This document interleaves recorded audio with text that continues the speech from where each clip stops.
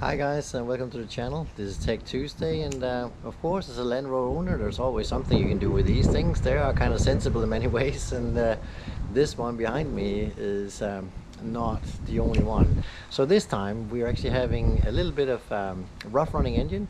I got a few misfires. I got some codes as well coming up on the screens. We go ahead and decipher what to do with them and whatever. As it looks right now, it could be anything from a fuel injector to a spark plug. So I'm going to start from one end to another. I've had a code called 301, 316 as well. 301 is actually misfire in cylinder number 1, and I've had that with 306 as well, and also on 307, but these did not come up as codes. The only reason why I know that is because I have a monitor that actually is put into the OBD port on this car, and therefore I know that these have been there as well. So it seems like, and I just recently as well fixed cylinder spark plug number 8 as well. So I'm actually going to take everything else, all the spark plugs out except for number 8, because I believe that the electrodes on the spark plugs, they're not that old, might have been too far in the gap, and therefore it's probably going to give me a misfiring. So either that, or it could also be in the fuel injectors that are getting old, and I have actually cleaned them once. It could also be because this particular car is very sensitive on the fuel. It does require full octane over here, preferably 93, and that will actually in turn let it run a lot better without engine lights. But there is something there that goes on, so we'll see how that works. Anyway, I got 93 on here, and we'll take the spark plugs out to start with, and then we're going to see what they actually say. So stay tuned. So I just popped the hood here on the Land Rover, as we've done it so many times before, so I'm going to go ahead and take the things apart, and then I want to show you where to find cylinder number 1 and also with number 8 and so forth. Basically, there is a very good indication here on the top how the whole engine is actually made up, and the cylinder number 1 is the one that you have all the way first in line that you meet. So I got cylinder 1, this is the one over here that's misfiring underneath the cover here. So I got 1 over here, and then we go for number 2, 3, 4, 5, 6, 7, and number 8 over here, and this is the one that I actually fixed for about 14 days ago. So let's go ahead and take all the other ones out, and maybe also if it looks like it, we can do bore scope as well if we need to, but at least we can go ahead and take these out, clean them up, check the gaps, and then if necessary we'll take the injectors as well. So that's how we see. I just took the cover off, and it looks like I have a mouse or something even worse in the car, because it's been eating all my stuff in the insulation, and that could very well be that that's the case. And how much did it eat? Well, it ate all this. So I definitely do have a slight problem with that. So now we're going to go ahead and clean it up first. It could actually be here. The problem is if it's actually, I don't know, maybe bitten some of the wires or whatever, but that's also what you can expect on a Land Rover, I guess. But let's go ahead and check these spark plugs anyway. So this is actually the coil from cylinder number 1, and it is a little dirty in here. It is dry though, but I see some stuff inside of it on the connectors that could actually have some kind of it could be at fault. So let's go ahead and clean it up and see how that looks like when we're done. Well, let me see if I can get some light in there for you guys. I'm not 100% sure if I can do that. It's going to be hard. Maybe like this, I'm not sure. But if you look carefully there, up in the corner, there's like some residue, both some gray stuff, that's one thing, but there's also a little bit of, looks like metallic or brownish kind of stuff as well. And that could be actually an extra spark flying on the outside of the spark plug. As you can see down the hole there, it is actually kind of dirty, and that could very easily be the misfiring that comes through there. So I'm going to clean this up and see what happens, but I want to bring out the spark plug as well just to have a look. Could be the resistance on the spark plug is too big, and then the spark is going the easiest way to the ground, and that'll be on the outside in this case, and that's why there's a drawing on the inner side of the lining here. So let's go ahead and clean that up. As you can see, this iridium spark plug here is actually not very old. It's still really clean and so forth, but if you look here on the outside, there is some kind of residue going on there. Plus up on the top up here, there's some brown, some black stuff there as well, which could actually be one of the places where there might have been a bad connection. The distance here, it looks quite nice as well. The distance though, I would say, could be a little bit too big, so I'm going to go ahead and close them all up and just go make sure that the spark is actually going to be fine, and the compression is not going to blow out the spark the minute it's going to go ahead and ignite. So let's try that. So for cleaning this, I'm just using a cotton stick that goes all the way in, and basically what I've done is use some electronic CD cleaner here, QD cleaner, and it actually cleaned every single thing out, and I'm going to do that on all the spark plugs as well, so that should be working fine. The Sparkplug Gap right now is 0.45. I am very reluctant to go down to about 0.4 just to make sure that the spark is running in the right place, just to see if it actually works. So if you have any car that's jumping when you really are pulling something with it, that could be the reason as well. So I'm going to go ahead and lower it slightly, see what happens. Well, I adjusted the Sparkplug Gap to 0.30, a little bit lower than I actually said I would, but I'm going to start out with that because I want to see if it makes a difference. It might not, and then we'll see whenever we hit the power button or the pedal if it actually has any difference, but that's what I'm going to do.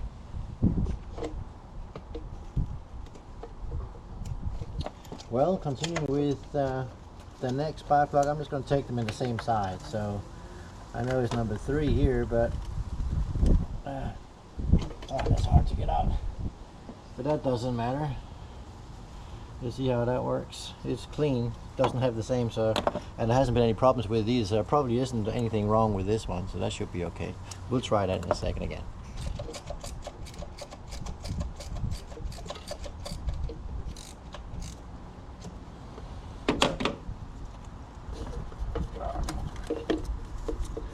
Put this back in place.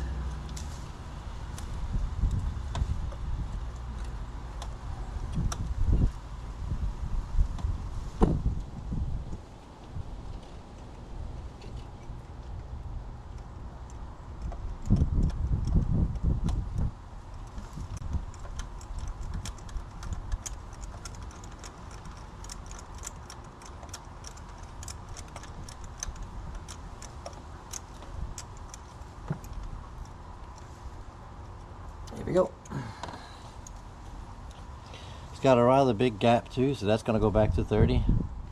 Let's see how it looks like. It is a little bit dusty, I have to say. Something has been going on there, but no lights, no lines, so I think this is, generally speaking, in good shape. So we'll continue.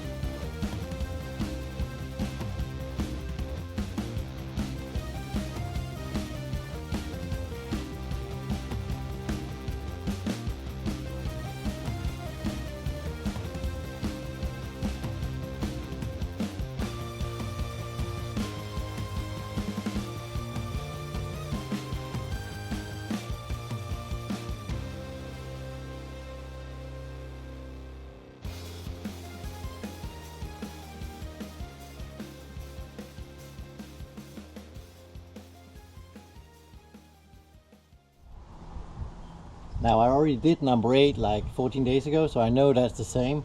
I just want to check the top here if it's fine, or in the coil, and it looks nice, and then I'm going to go ahead and put it all together again. So now we are basically complete when I put this back.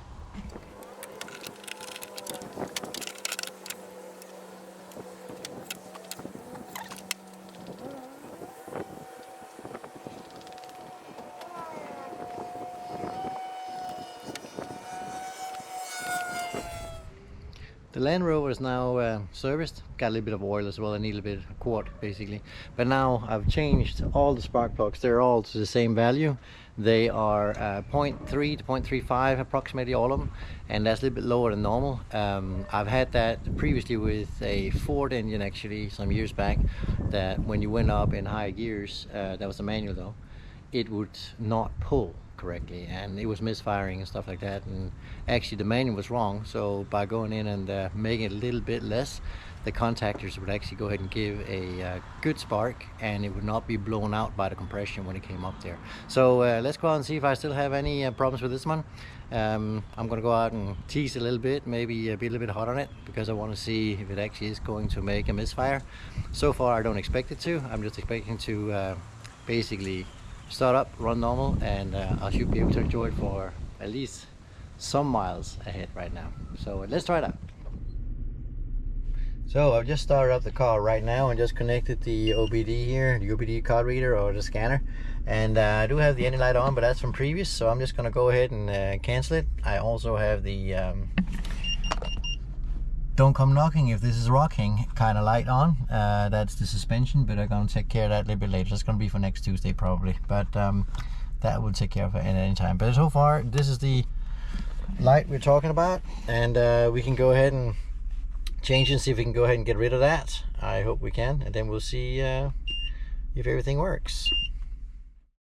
I can definitely feel there's a difference in the engine running. It's running much smoother, no jumping or kind of misfiring or anything, because normally you can feel it's kind of turning over a little bit, and this is not the case right now after I started it. So it runs really beautiful, and I'm quite sure that once we erase these codes and we go out and test it a little bit, I'm quite sure I got the full pullback and full horsepower back as I did before this.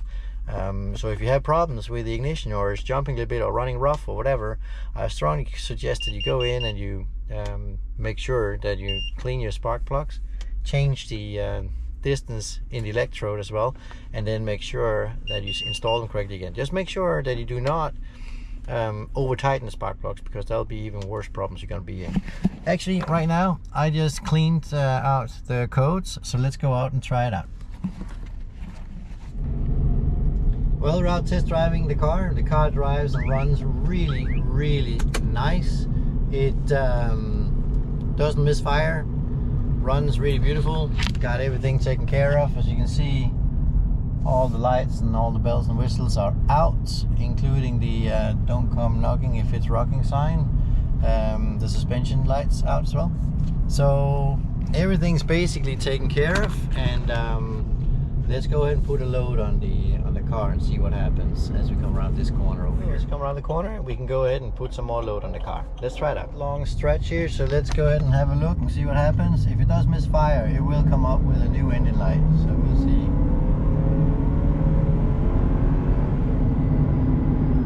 It runs absolutely perfect. I cannot complain at all, and it pulls really well. Not a misfire. Engine is so stable.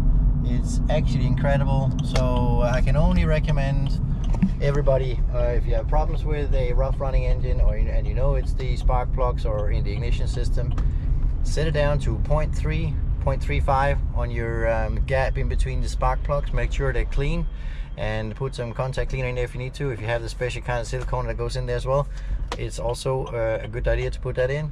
But don't over tighten the spark plugs, of course. Put them up and tie them up to the specs that you have if you don't have it in your wrist. And once you have that completed, you'll definitely have a Land Rover that runs so nice that you can probably put a complete glass of whiskey on top of the top out there, and it's not going to spill a single droplet. It is really running smoothly. So I'm quite a happy camper right now, and just another tip for the Land Rover for you guys that's out there. Like, share, subscribe whenever you have time for it, and I'll come up with another Land Rover video as soon as I can. And thank you for this time. I'll see you soon.